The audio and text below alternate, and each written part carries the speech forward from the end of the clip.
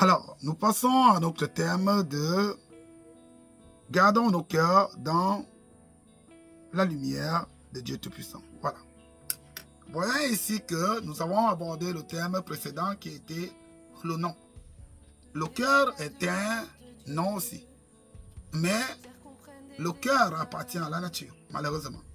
C'est pourquoi, si donc ta nature n'est pas conforme au bon fonctionnement de renouvellement, aux bonnes adaptations de ce dont tu perçois, aux bonnes transmissions de ce dont tu donnes, alors véritablement ton cœur ne peut pas être pour Dieu et ne peut pas être dans toute sa manifestation de puissance créatrice et dans la puissance manifestatrice en intellectualisme, en toute chose de conscience libre. Sinon, tu feras toujours contre au courant ce dont tu es censé faire naturellement.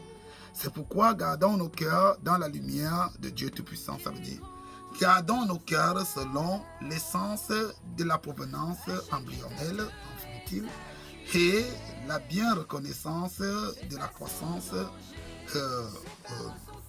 juvénile, c'est qui veut dire juvénalement, donc ça veut dire au fait des gens qui découvrent au fait la croissance et gardons nos cœurs dans la reconnaissance, dans la sagesse. C'est de ça qu'on aborde ici, gardons nos cœurs dans la lumière de Dieu Tout-Puissant, parce que ce qui est sage est bien commun dans tous les hommes, et ce qui est enfant est bien essence de provenance de tout être vivant.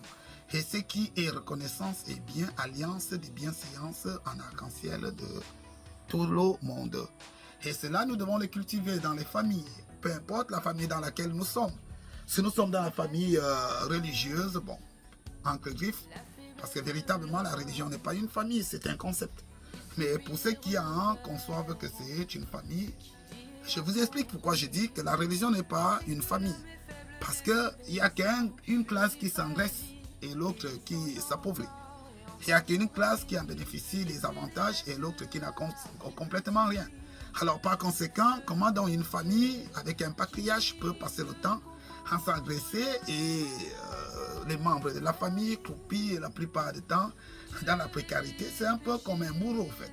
Ce qu'on appelle bourreau, je pense que c'est plutôt dans cette optique, mais sans prétention de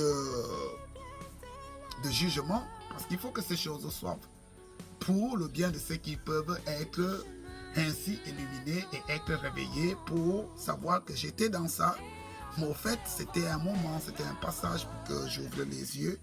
Aujourd'hui, les yeux sont ouverts et je peux un peu basculer dans d'autres choses et pouvoir continuer mon expérimentation vitale. C'est pourquoi gardons nos cœurs dans la lumière de Dieu Tout-Puissant. Ça veut dire garde ton essence. Garde ta connaissance et garde ton temps de vie pour devenir un homme sage. Tu n'as pas besoin pour être instruit de la connaissance lumière de toi-même, d'être quelqu'un qui est toujours ballonné à gauche à droite pour X ou bien Y chose. Vous savez, le koumé, c'est le koumé. Vous ne pouvez rien lui ajouter. Le poisson restera le poisson. Vous ne pourrez rien lui enlever, rien lui ajouter. Malgré les assaisonnements que vous pourrez essayer d'amplifier le goût, c'est parce qu'il en possède avec vous. Alors, ceux qui sont toujours dans les abus, ce sont eux qui créent les religions. Ce sont eux qui voient les religions à gauche. Et que tu te mets à parler d'un thème d'une écritoriale, tout de suite, on te colle une religion sous le dos.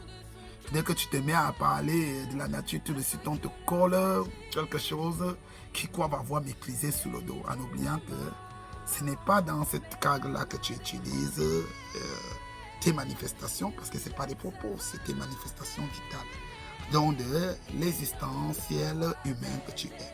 Alors, nous passons à ce thème et puis nous y allons dans les enfants et le monde extérieur.